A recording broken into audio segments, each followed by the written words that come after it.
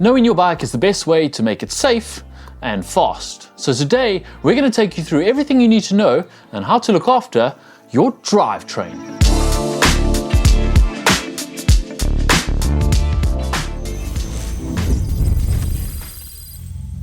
The drivetrain is essentially all the parts that make your rear wheel move. It translates the power you put into the pedals into a force which makes the rear wheel turn. It's not a very complicated piece of machinery, but it is possibly a part of your bike where you are unnecessarily costing yourself watts. So let's take a look at all the parts that make up the drivetrain, how to look after and maintain those parts, and when you should replace them. First, let's look at the parts that make it up. You have a large cogs in the front. These are called your chain rings, and they turn a chain, which is a series of metal links, which in turn turn the series of smaller cogs attached to your rear wheel, called the cassette. Now your cassette can have 9, 10, 11 or even 12 little cogs on it, that is 9, 10, 11 or 12 speed. And in the front you either have 1 or 2, sometimes even 3 cogs or chain rings in the front. And you change between these cogs in the front and rear using your derailleurs.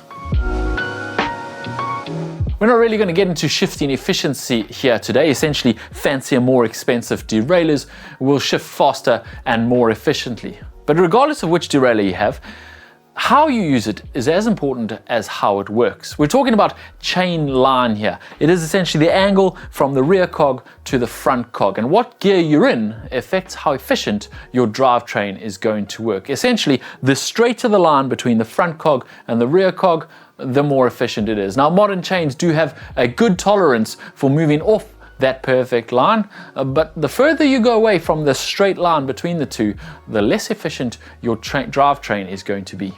You may have heard of crossing your chain. Essentially what you're doing is shifting too far down at the back without shifting that front derailleur, or vice versa. Your derailleur and even your chain may tolerate this, but you'll be costing yourself efficiency.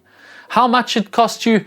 Well, it depends on a few factors. It'll be at least 3 watts, possibly even more. And when you can simply push a button or a lever to save yourself 3 watts, it's worth knowing about. Choosing the right gear can save you watts, but of course there's only so much you can do. You have to use all your gears. But these losses through friction are amplified a whole lot by a simple factor that is easily remedied: a dirty chain. You should really clean your chain. A dirty chain can cost you anywhere between 3 and 13 watts, depending on the nature of contaminant and just how dirty it is. And it's really easy to clean. The best way to do it is to use one of these, a chain cleaner. Essentially, you clip it over the chain, you turn the chain through it with some degreaser in there. It cleans, scrubs and degreases your chain all at once. Very simple. Now you can of course do it with a brush and some degreaser. It's just a little bit less effective and takes a little bit longer.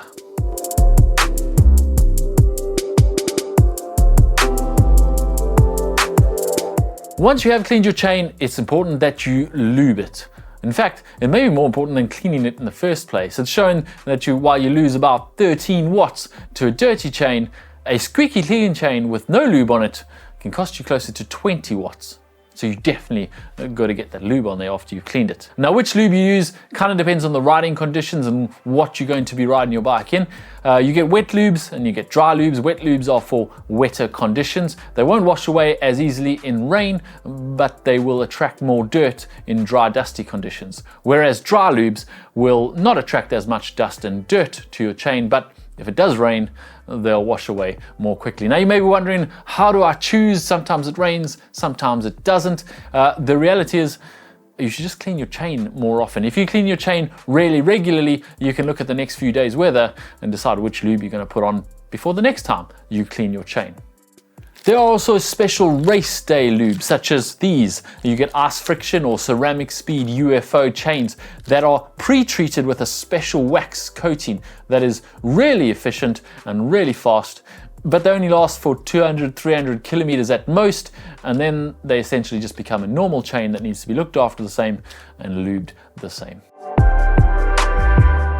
When cleaning your chain, it's also worth checking the other parts of your drivetrain to make sure they are working efficiently and not costing you watts, such as your pulley wheels, making sure they're free of gunk and spinning freely, your chain is correctly tensioned by the rear derailleur, and that your cassette is free of any dirt and debris. You don't have to do this as often, but you should check it fairly regularly.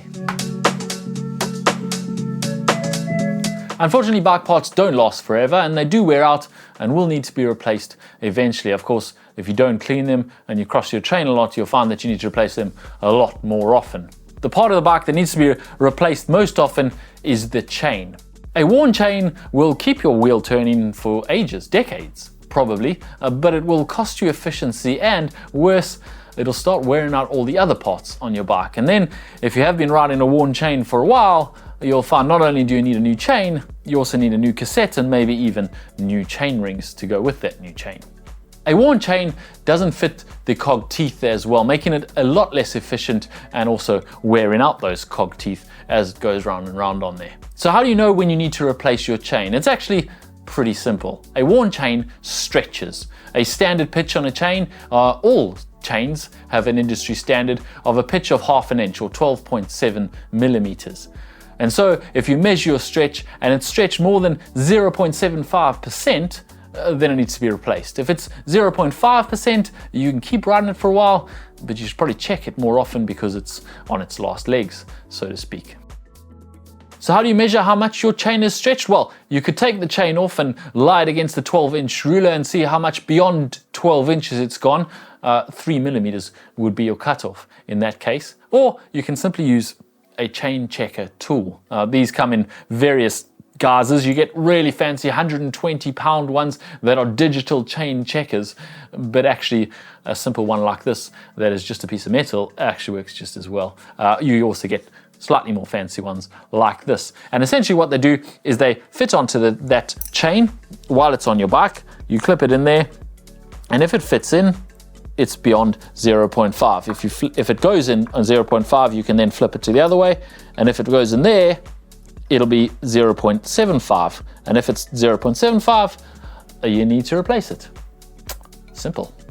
This one, of course, actually shows you how much wear it is. You put that one in and you turn until it fits in and you pull it out and you'll be able to see on there it is 0.25. So this chain's still good for a while. If you check your chain and you do find that you are in need of a new one, you can do this yourself. It's actually not too difficult. You will need a chain breaker tool though, and if you don't have one of those, well, then you're gonna have to go to the bike shop. In fact, we would suggest you head to the bike shop anyway. You can get your new chain. They can check the other things on your bike and install that new chain perfectly for you.